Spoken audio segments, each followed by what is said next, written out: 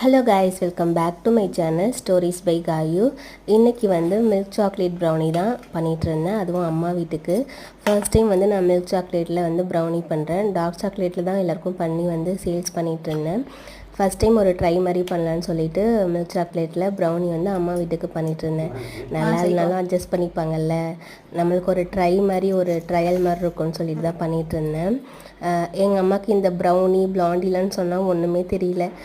எனக்கு தெரியாது, எனக்கு கேக் மட்டும் பண்ணி எடுத்துகிட்டு வந்து சொன்னாங்க. அம்மா அது பேர் கேக் இல்லைம்மா, ப்ரௌனி பிளாண்டின்னு சொன்னால் அவங்களுக்கு வந்து எனக்கு அதெல்லாம் தெரியாதுப்பா, அது பேர் கேக்கு தான் அப்படின்னாங்க.